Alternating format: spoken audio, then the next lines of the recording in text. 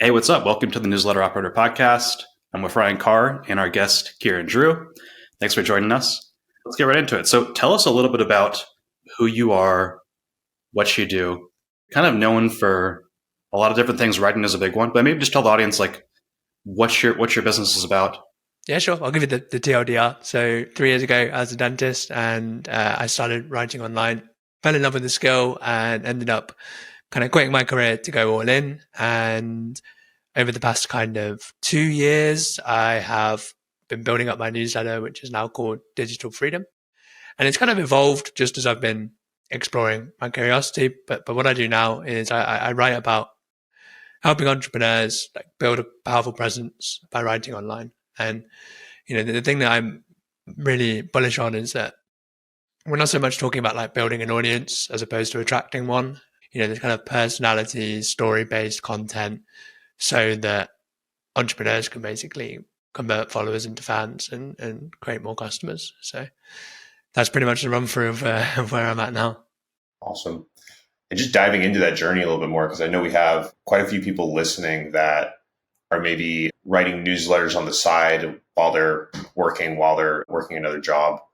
Talk to us a little bit about that journey from I know you talk about it on your Twitter quite a bit, but going from being a dentist to writing full time and what that transition looked like.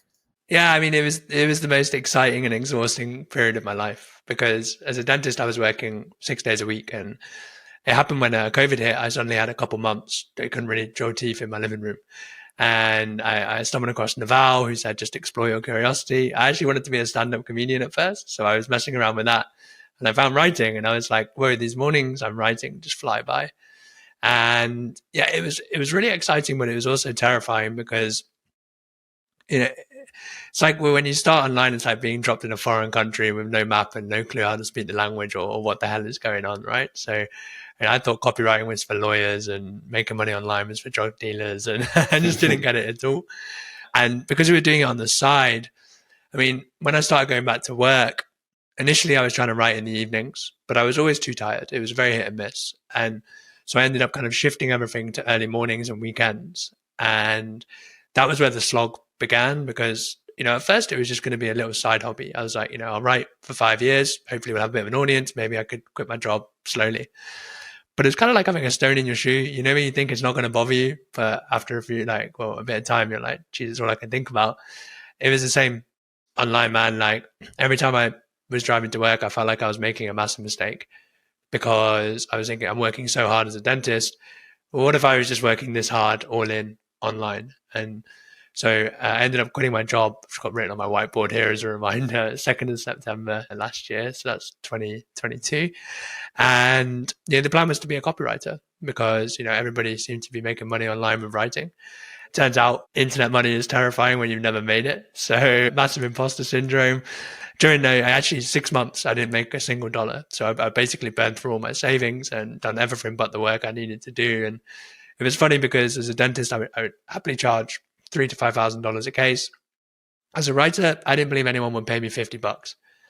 And it's crazy because a lot of people feel the same. And it's actually, if you look at the level of skill of writing, you only need to write for 6 months to be in like the top 15, 20%, in my opinion. And that's where you can start monetizing that. But then it came up to March and I was like, well, look, if I can't find a copywriting client, I'm going to have to employ myself. And so I made an announcement on Twitter March the 1st, and I was like, I'm going to release a product 31st of March. No clue what I was doing. I hadn't built it. I had a very intense month. Clicked send on that first sales email. And from there onwards, it's been a bit of a wild roller coaster. Wow. I didn't realize you left so recently and you're doing this at a high level now, just like less than 2 years later. That's really impressive. And we'll talk about like the income your business is generating later. And so the audience knows that too. That's really impressive. Well, I'm curious what got you into writing and copywriting, because I've had the same experience. I think Ryan and I are both super passionate about copywriting. The audience is all newsletter writers, so I'm sure there's a ton that are in that too. So tell us about it. Yeah, sure. It's funny because I actually found copywriting very early and I hated it. I think I was reading like a Gary Halbert book and I was like, what the hell is this crap? It's like, it's manipulative, it's pushy, it's not real writing. So I threw it away for like 6 months. And then what happened was, I was blogging, I wasn't really getting results. I was writing on Medium. And then I stumbled across Twitter. And at first, it was crazy. I was like, this is just people writing crap, commenting on crap to grow more crap. And I was like, how does this lead to a business? And then slowly I got introduced to that world of like Dan Coe and stuff. And he actually sent me a message about it. It was like, I told him the 5-year blogging plan, and he was like, study the word copywriting. And when I actually then took another look at it, I was like, oh, you know what? Like, yes, it's kind of sales based, but actually it's just the art of getting people to take action, to read, to think, to click, to change their mind. And when I started looking at it like that, it really reframed it all for me, because a lot of writers, they actually have very good ideas. They're just not packaging them well. And that's what copywriting helps you do, right? It's like you earn someone's attention, and then you can hopefully help them with something. So it was, I'm a huge fan of following your curiosity. I read one book, and then it just got deeper and deeper, and I'm still just reading it pretty much every day and practicing it every day. And I don't think everyone needs to become a pro copywriter, but like a 3 to 6 month fundamentals will do wonders for any entrepreneur. Tell us about that. Break down what like books, practices helped you develop those fundamentals. Yeah, sure. So book-wise, I can give you some of my favorites. I don't think anybody should read the classic books early, because a lot of it's outdated and it's a little bit overwhelming as well. So I always recommend people start off with Joseph Sugarman's Adweek Copywriting Handbook, Great Leads by Michael Masterson. And then one of my favorite books is called The 10 Commandments of A-List Copywriters. I mean, those three, and that's John Majokovic. Those 3 books are brilliant. And then I think if you progress to, my favorite book of all time is Breakthrough Advertising. Every time I read that book, I have my mind blown. I think it's just the Bible of all copy and marketing. So that's book-wise. The other thing really is I'm a huge fan of copy work. So what I used to do every single morning for 30 to 60 minutes was I'd hand copy better writers. And it would depend on the sort of stuff I'm doing. So if I was writing Twitter content, I would usually hand copy someone like Naval, because I quite like the plethy platitude approach. If I'm writing emails, I would, take someone like Ian Stanley or John Majokovic, or just email copywriters that I really enjoy, and sales pages similarly.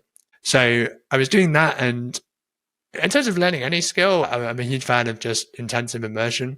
I think it's Nathan Barry that said it's like online, you are the bottleneck. Like everything's out there if you need it. So I had like a good 2 to 3 month period where I was just listening to as many podcast interviews with experts and all that stuff, because it's like people talking a foreign language marketing. I know, like, Matt, you're brilliant at it, and Ryan, I've not met you so much, but I didn't get any of these terms, so I just dive right in. And then obviously, dude, like nothing has made me a better writer than actually doing, like, building a project, building something to sell. In copy work, how did you do it? Just so the audience knows, did you write it down by paper? Did you type it out? I write it out by hand. And we get into the weeds of it a little bit, but basically you're not meant to have lined paper. It's meant to be blank paper. Apparently it's better for coming into your mind. I heard that somewhere, not confirmed, but that was from Ian Stanley, actually. And what I would do is put a timer on for 45 minutes, because, a timer is much easier to work to. The thing I hated was that it felt very slow and boring, but that is kind of the point. But I felt like I wanted to get more use from it. And so what I would do is that when I'm doing copy work, if I hear a sentence that I really like, I would then rewrite it on my Notion, selling something of my own, even if I didn't have it in sell. And that would just be, like someone's talking about selling a car, and I'd be like, oh, I could do that for writing. And what actually happened was, when I came to write my first sales page, I had like 300 just little mini excerpts of copy work just there. And that was also pretty cool for inspiration. And it just felt like there was a point behind what I was doing more. And I used to, at the start, for like the first 10 or 15, also read it again after with a list of questions. I think I have a checklist somewhere, but it was, what's the big idea? What's the story? How did they do the proposal? What's the unique mechanism? Just so you're actually like consciously noticing these things. But I stopped doing that because, it just got very long. Yeah, I think after you know the structure, you kind of start to stop following that too. I like that strategy of taking the copy work and then applying it to your own product, because it seems kind of abstract at first. If you're talking about some like weight loss product, some guy in the 80s was selling, you're writing that down. It doesn't feel very concrete and applicable now, but that makes more sense. I'd love to nerd out about breakthrough advertising for a second, because most people haven't even heard of that or read that. And it's hard to get a hold of that book, I think. I have a copy behind me, but like I think I spent $500.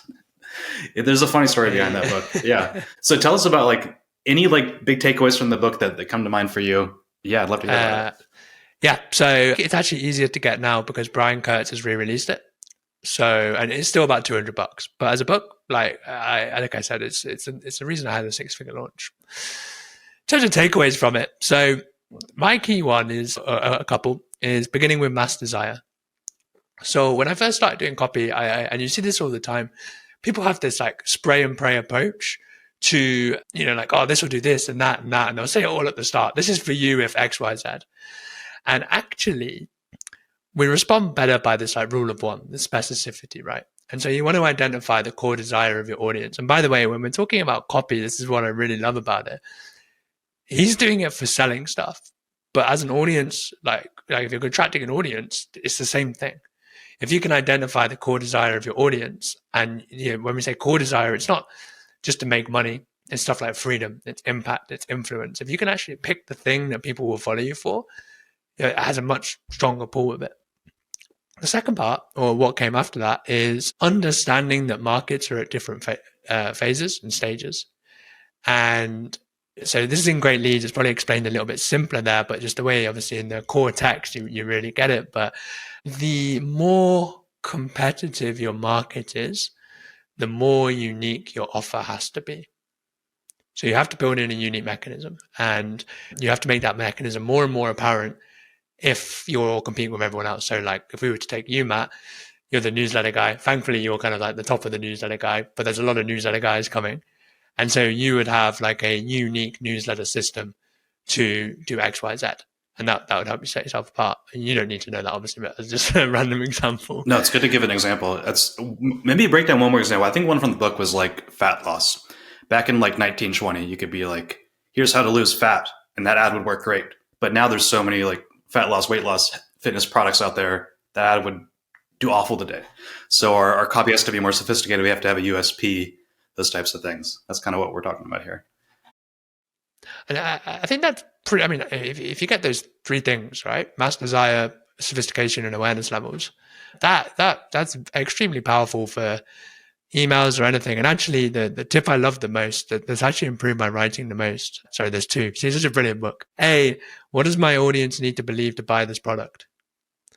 Or buy my ideas, right? So for example, I am a writer and I sell writing, right? And so I could actually just list down the stuff like, for example, my audience needs to believe, and this is how I wrote my sales page, they need to believe that A, they can write, B, that an audience is powerful for their business, C, that I can teach writing, D, that writing isn't hard if you have a system, and E, that if you're writing well, you don't need to be an expert, you can build a successful business on the back of it. And when you understand the beliefs that are motivating your audience, if you don't address one of them, you don't get a sale. And also in all my content, I'm just addressing these points over and over. And then the final point that kind of ties into that is that the whole point in copy or marketing is to meet your reader where they are and lead them to where you want them to go. So the problem is when with some people, they forget that where their reader is, like curse of knowledge or a lack of empathy. They jump into their point and it never really hits home because the reader, even in emails and stuff, the reader's like, I don't care.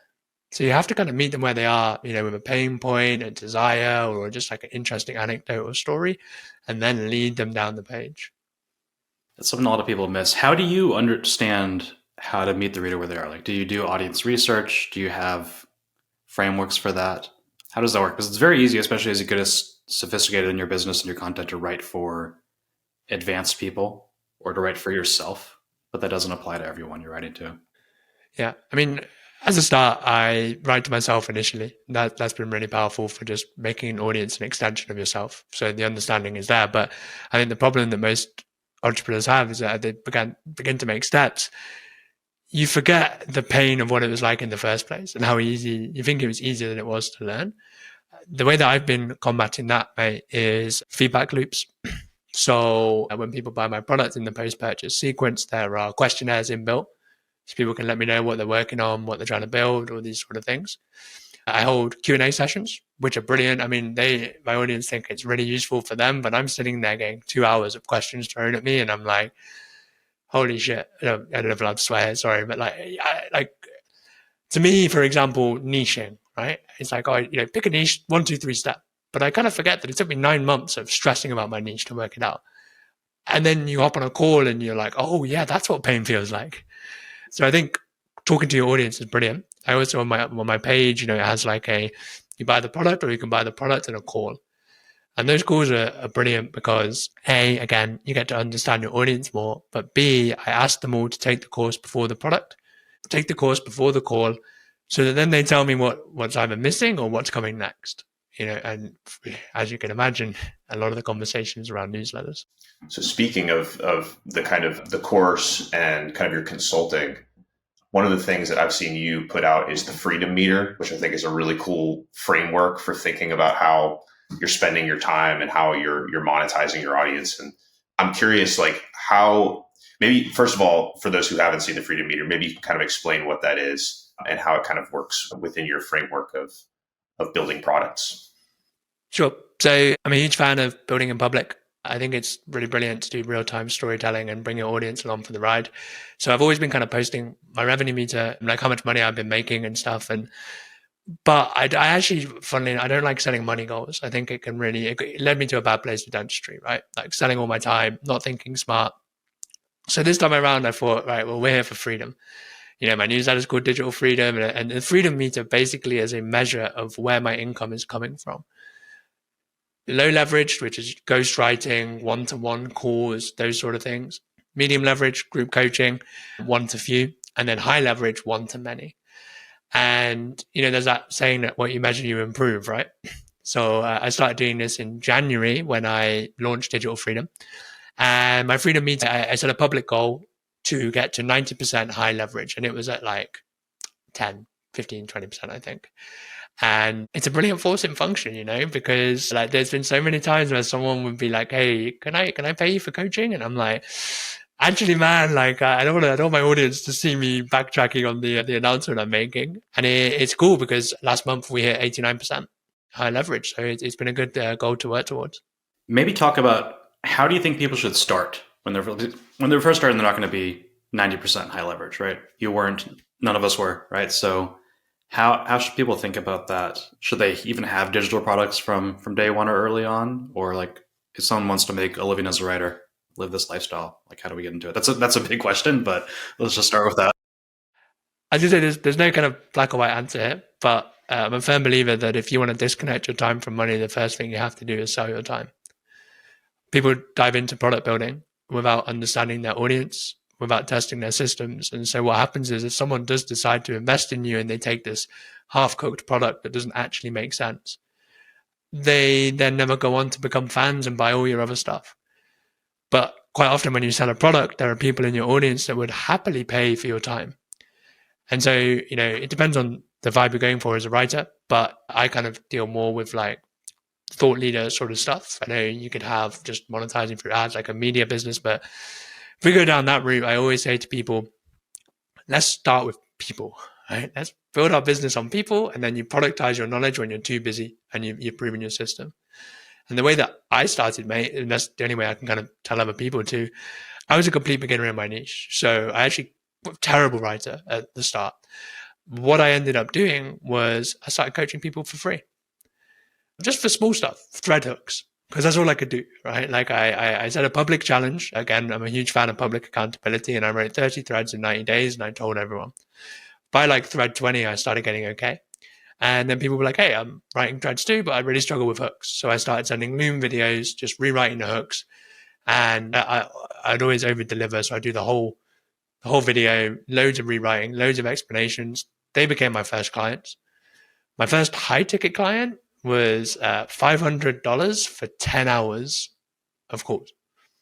Right. He's actually a friend now. He's either very evil or very smart. But yeah, $500. And, people say, wow, that's too cheap. It's a money Twitter sin. But the aim really isn't really money, right? It's momentum. And so every time I would do something like that, I would get a strong testimonial or case study.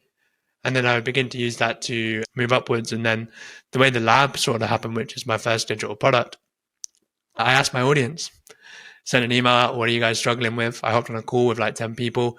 writer's block kept coming up. And I thought, okay, well, I need to go build and I didn't really know what I was doing, but I was like, let's go build a solution to writer's block, because I used to have it too. You've got a swipe file, right? Nothing sexy. If you've got a swipe file, it's cool. But if you try to sell a swipe file, it's $9, right? You can't really charge for that. So create a unique mechanism, which was the looking glass technique, showing you how to imitate and innovate. We called it the Viral Inspiration Lab, not a content swipe file. Started selling it for $40, and I used that product and simple one-on-one calls, 60-minute calls to make my first 6 figures. Interesting. Let's circle back 1 second to audience spend. So you're talking about to your audience. You're talking about your Twitter audience, right? And then I know you're writing on LinkedIn too. I think Twitter's by far your biggest. Is that right? So how do you, when you were first starting there, what did you do? I know how many threads in 30 days? Was that the starting point, or was it something else? Like, how do you start from scratch there? The start point was a lot earlier. So I was making the big mistake everyone makes, trying to be everywhere and growing nowhere. So I came onto Twitter, and I was posting a tweet a day, and I was doing a bit of engaging. I was also trying to do 10 other things, and I was like, this is hell on earth. And so I quit like 4 times. And then August 2021, I was like, look, it's been a year and I still didn't have 1,000 followers anywhere. And I was like, and that wasn't for lack of trying as well. I was writing a lot. And so it was like, look, let's go all in on one. By then, I had met some cool people on Twitter. I had started to see some of the potential. It seemed like a very smart entrepreneurial crowd, which, obviously you want to be around those sort of people. So I quit every other platform. I stopped sending emails. I stopped writing on Medium. I went all in on Twitter. And here's the thing. So when I first started writing, I made the silly mistake. It's actually the first page of my diary. When I kept like a log as I was doing it, I wrote, do not write about yourself. People don't care. And so for the first year, I never told a story about myself. And it's my biggest mistake, because now every day is just talking about me. Like, you have to be your own cheerleader. And the thing with storytelling, the mistake I made is that I thought the story was about me, but actually it's about my reader, right? Like, you use your story to inspire other people. And so in August 2021, I posted my first story. And, like I said, 12 months of work to get to just below 1,000 followers. I woke up with 3,000. And that's when I began to realize that actually personality, story-based content is the stuff. I had like hundreds of DMs. And I was like, oh my God, there are suddenly so many people I can help. I don't even know what to do. And since then, it's been a rule of mine to share a little bit about myself every day. How I think, what I'm up to. And I believe that if you just keep putting in those reps, has this like magnetic pull where, at first you catch attention, then you begin to build a bond, and followers hopefully become fans over time. I love that, because it's mostly, I feel like it's counter to a lot of the kind of more meta Twitter advice that you'll get from folks where they'll say, oh, just find your niche and just post about your niche, and only basically very hyper curating what you post and kind of removing yourself from the equation. But your advice would be to be kind of much more authentic and put your true self out there. Yeah. I mean, authenticity is a bit of a buzzword, right? But you still need, absolutely. It's like, what are you learning? What are you doing? And what are you thinking? Just those 3 things build a great brand. And I get the whole hyper specificity stuff, but people buy from people at the end of the day. And generally, I mean, look at me. I'm a writer entrepreneur. We're like the ants of the internet. And I'm not a better writer than a lot of people in my niche, but I have shown more of myself. And I think a lot of people can differentiate themselves that way, as opposed to, just being that guy that does one thing repeatedly over and over.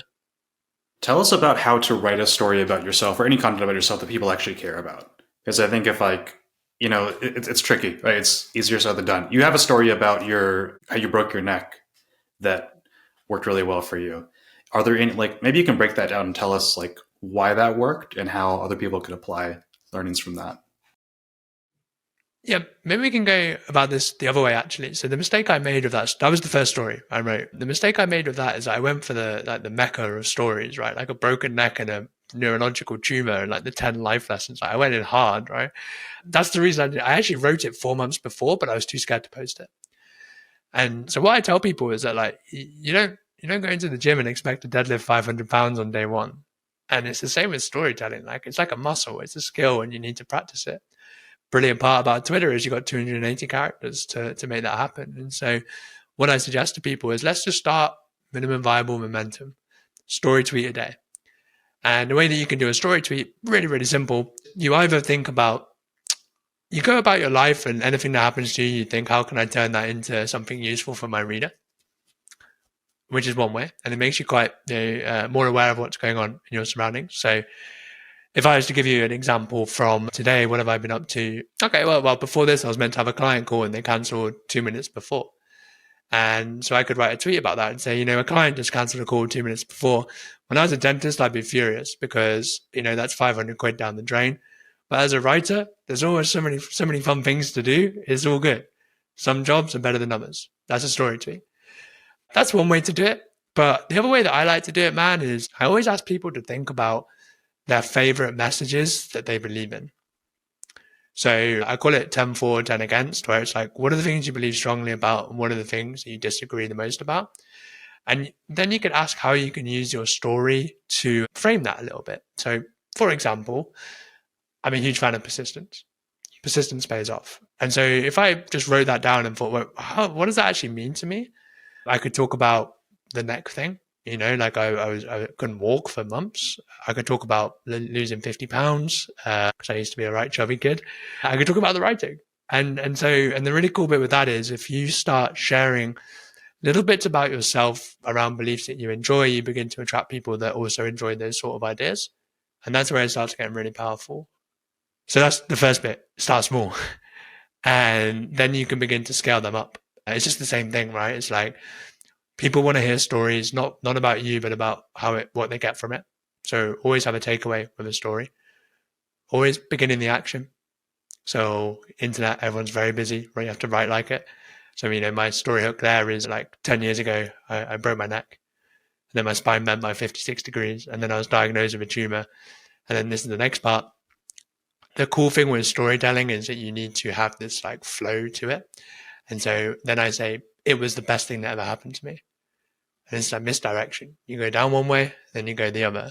So my favorite storytelling tip of them all, very, very simple, is but and therefore from South Park.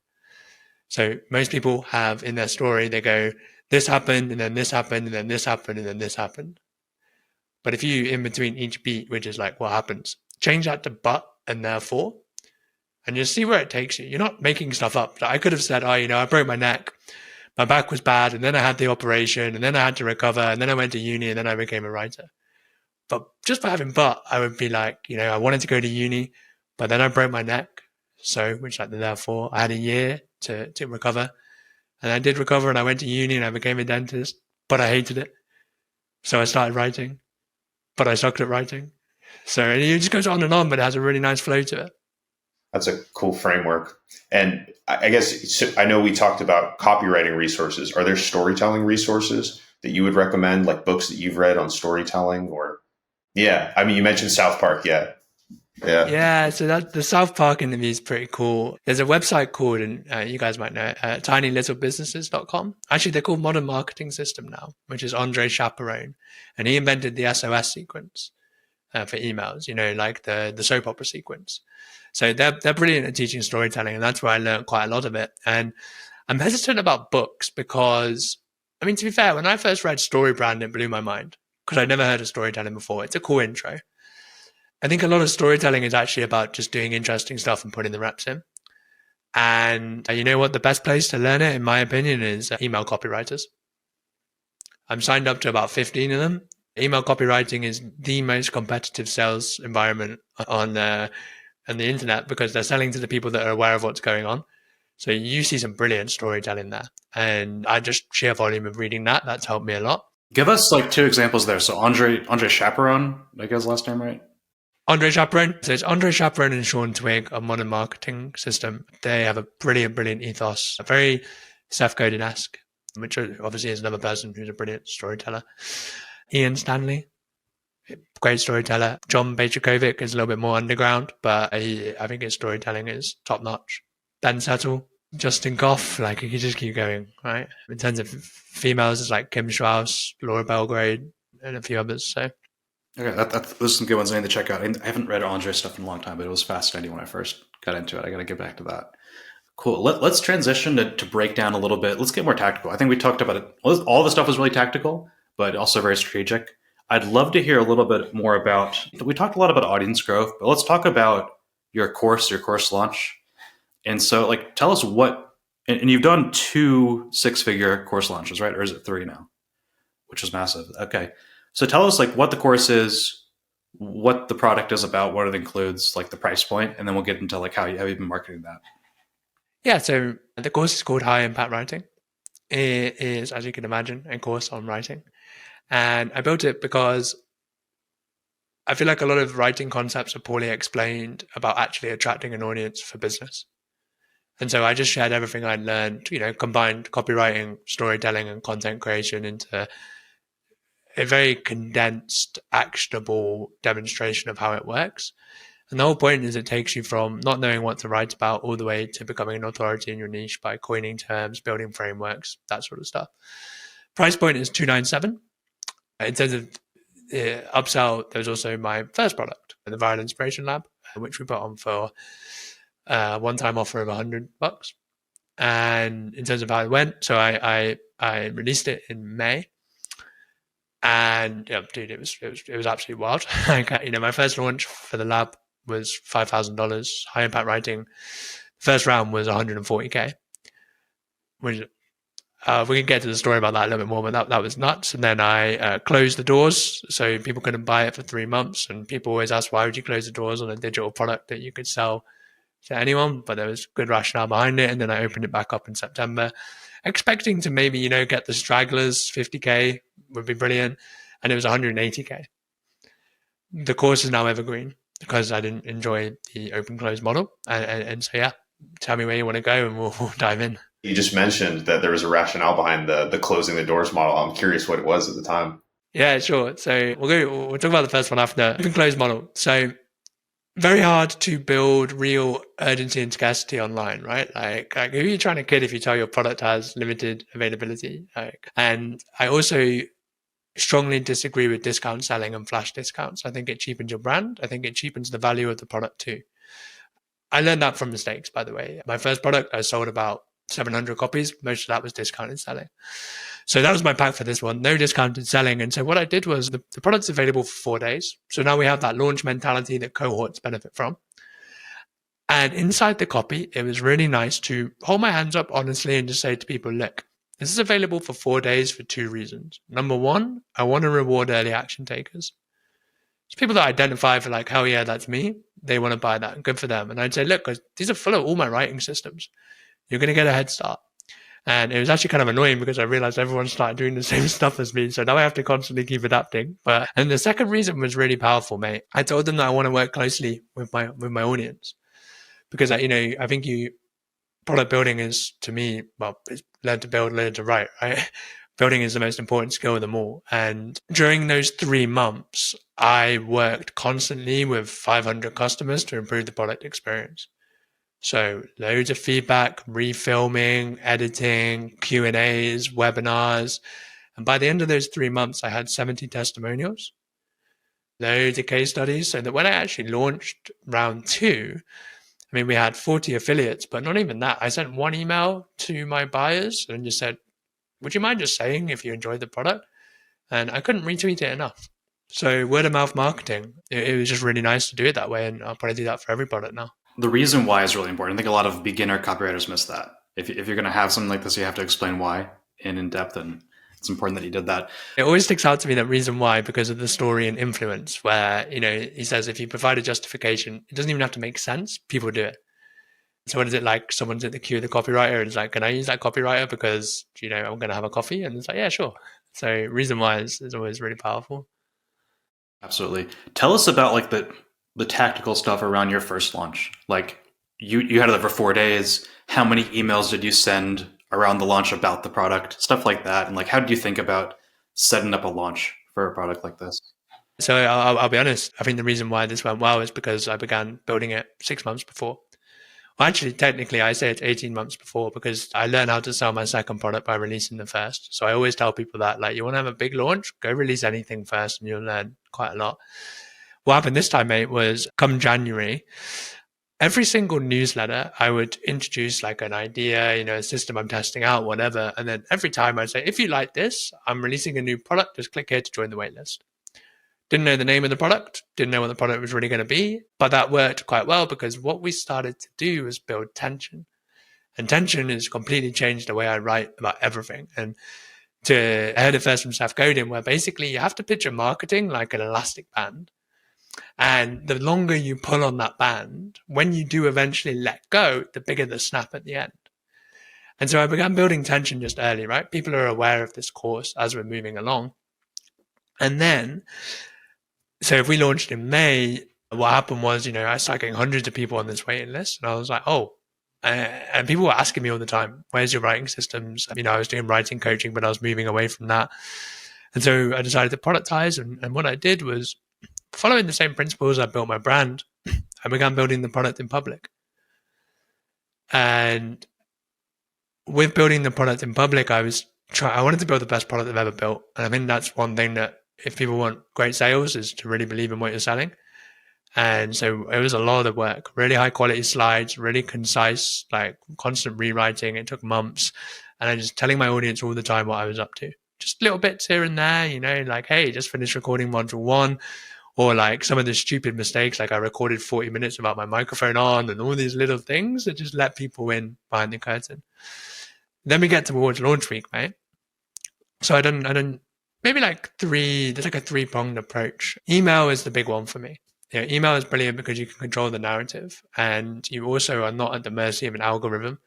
To put that in perspective, I think between launch 1 and 2, Twitter gave me 50% less impressions in September, despite having 20,000 more followers because of the algorithm. So email, really cool. Here's what I did, or here's what most people do and what I did for my first launch. You mention your product twice and then suddenly it's available, right? What the aim was here was that I didn't want people to be surprised when I mentioned it was available. I wanted them to be bloody excited. And so started ramping up the emails. My newsletter was once a week anyway. I'm like, this thing is coming out soon. The week before, what I did was write a 3-part email series following natural storytelling structure because stories are how people, understand information. And so 3-part structure is you have the setup, which is the desire, what the hero wants, the conflict, what gets in the way, and then the resolution, the product. And so, I sent an email. I think the first email series was the setup, freedom. The conflict is noise. I was getting busier and busier. And the resolution was writing. And so I sent those 3 emails by high impact writing at the end. And that got like 1.5K clicks, which was quite nice. And then during the actual launch, I sent 3 to 4 emails per day. That was terrifying. And it only happened because, George 10, he was affiliating with me and my first day went really bad for high impact writing, actually. I can tell you about that if you want. And then I messaged him being like, dude, man, I think I messed up the copy here. And he was like, how many emails did you send? And I was like, 2. And he was like, it's embarrassing that I'm sending more emails about your product than you are. So I sent 4 emails a day, but I segmented my list. So cold subs didn't get any. The main list got 1 or 2. The people on the wait list got them all. And so it wasn't like complete spam. And that was basically the email marketing. Every single email followed the same format. So before I sell, I would teach. Before I teach, I would tell a story. Because that way, even if they don't buy, everyone gets value. That was email. Social media was a thread, but basically like a launch is simple economics. The more impressions you can get on your sales page, the more sales you make. So you have to be everywhere. And so I said, like, we have to treat this like game day. You have to be fresh and you have to be on it, right? So I wrote a thread every single day, hopped on Spaces, for a couple hours, I think maybe twice. I posted every single bit of social proof that came through. You have to be your own cheerleader, like I said. And, the best loop that I set up, mate, was when people buy my product, the first email, because for every email I have a little picture of myself, right? It's a nice little branding touch. And in that email, it just says, pumped to have you inside high impact writing. Would you do me a quick favor? if you enjoy the product and you think it's good, can you just post about it on Twitter with a screenshot?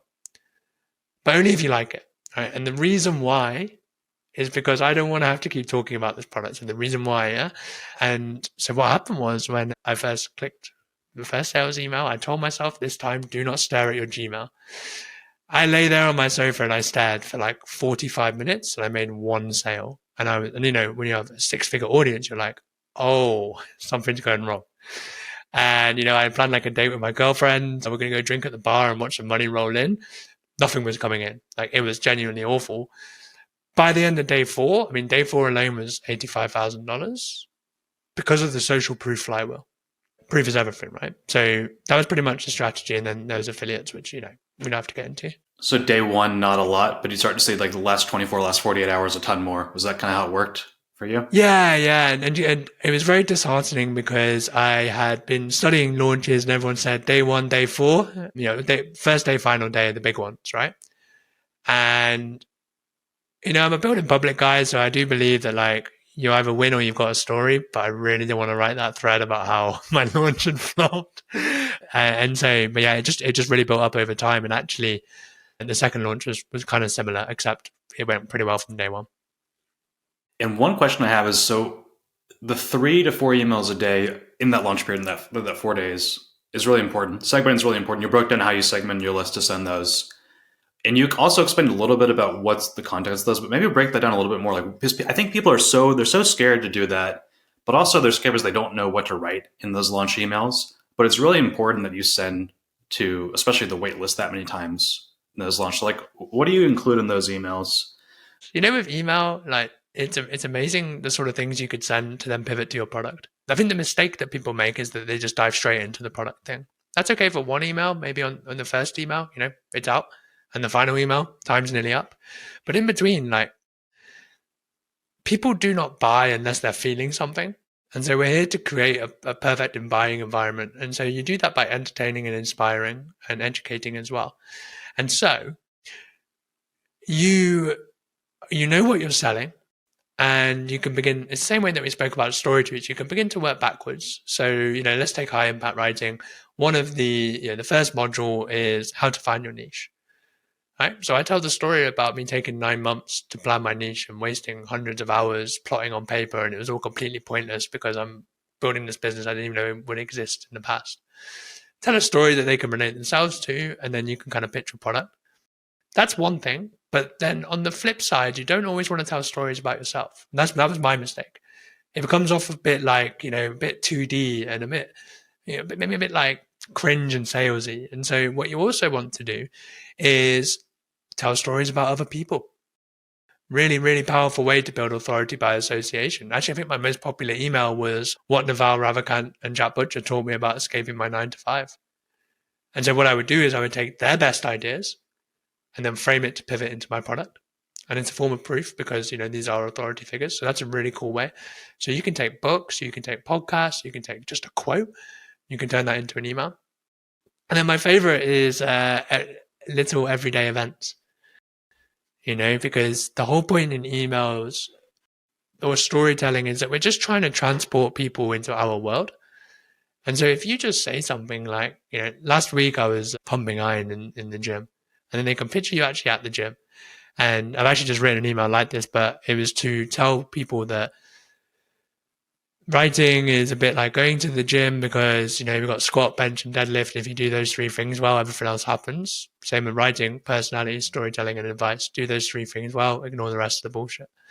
And so you could just use little stories like that, just pivot into a lesson, pivot into the sale. But best advice for it, mate, sorry, I'm going on about it, I get very passionate about storytelling, is if you don't know what to send, that's because you're not doing all the work before. I have a document where I just save anything I notice. Right? Like recently my pigeons attacked my balcony, like 50 pigeons, right? They moved in, and that's going to be a hell of an email in a few months. And it's just writing all these little things and the thoughts that pop in. You might not know how it will turn into an email, but if you're writing from the blank page, that's already 100 times harder than it needs to be. So all these sales, like, well, it's not all of them, but most of them came from email, right? And that's very, very normal. And so like, how do you get people on your email list? How did you come up with the concept for the newsletter? And so And we could also kind of cover advice for someone who just wants to start a newsletter for the first time or has a small newsletter and wants to grow it. How do you think about it? And like we have concepts that we think about. I think you do an email in a different way because you send a lot of emails, but you also send a weekly newsletter. Not a lot of people do that. Some people kind of do one or the other, right? So tell us about your process. Let's talk about starting an email list. People go, how big does my audience need to be? Which is the first kind of false dichotomy, right? It's not about audience size. Like I say to my girlfriend, size isn't everything, but I say there's like 3 criteria really. It's like if you know who you write to and what you write about, and potentially if you have an offer, brilliant time to start a newsletter. If you don't know who you write to and you don't know what you're writing about, you need to stay limber, right? Because you want to post as many ideas as possible on Twitter, make noise and listen for signal. If you're doing a newsletter as well, every time you pivot, it's like you've got to carry this ship around. It gets harder and harder to steer.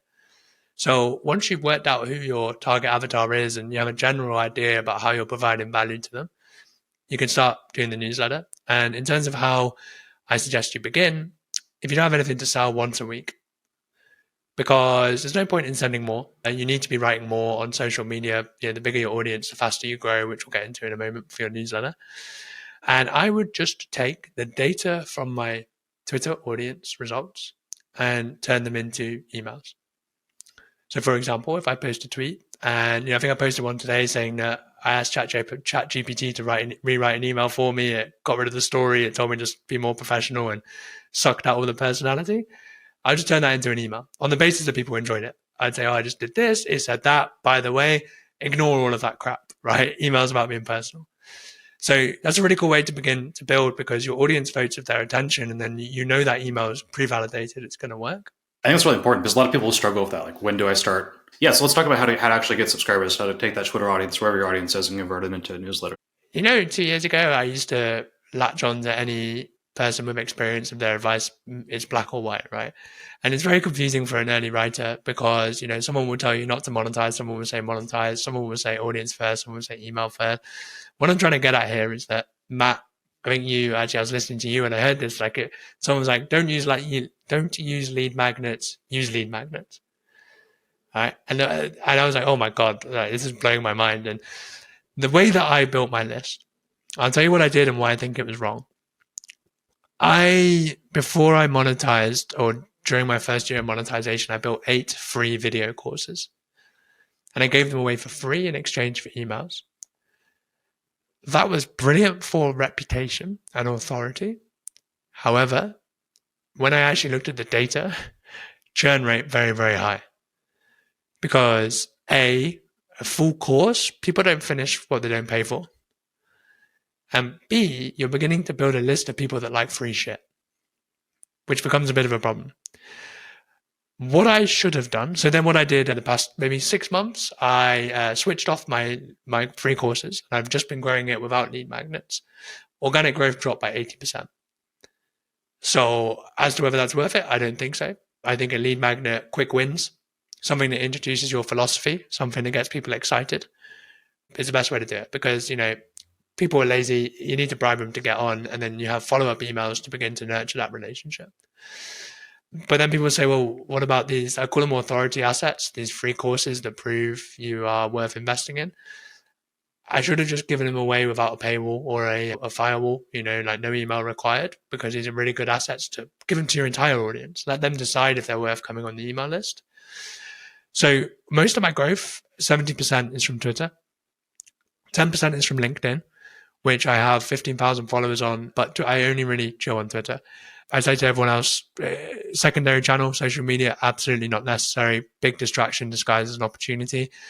LinkedIn, I haven't written a single piece of original content. It's all Twitter copy-pasted. Don't tell all these LinkedIn people on my list. I do love them too. And then 10% has come from CoReg, so SparkLoop, which, well, actually, maybe a little bit more now because ConvertKit has the creator network, which is the free version. But basically, CoReg is this thing where, for your audience, I know you guys know, people sign up and they will get hey, you might like this newsletter too, and you would pay for a certain subscriber. And people say, oh, when should I do that? And, unfortunately, people then just start buying subscribers thinking that this is the answer to everything. Once you have something to sell, you can check your numbers, right? And so what I did was I paid for, stupidly, I thought I spent $2,000, but I spent $5,000 and then I turned it off. I was just like, I looked, I was like, oh crap, I think I knew I forgot something during that launch. And then I could actually go back and look at the numbers. Unfortunately, it was a failed experiment for me. So I only made, I think I spent 5,000, but I only made 1.4K. Now, of course, there are some things that we haven't taken into account LTV. So those people might buy more.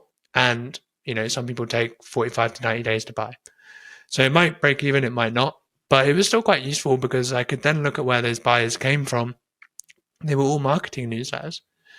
So now I know that marketing has a good appeal. I actually am reaching out to those newsletters specifically to run ads with my lead magnet. So, there's little experiments to start paying for growth. That's where I'm at now because I know what it is with creators, man, but they hate spending money. It's like, wow, look at my margins and stuff. But the penny dropped for me when I was like, wow, I could write another 200 threads in a year and go crazy, or I could just start spending some of this money to actually pay for attention instead. It's a whole nother skill set, right? Doing paid acquisition to grow instead of free content. And I think most businesses should do over time, but it probably is best to start with free content. So I like that we talked a ton about that.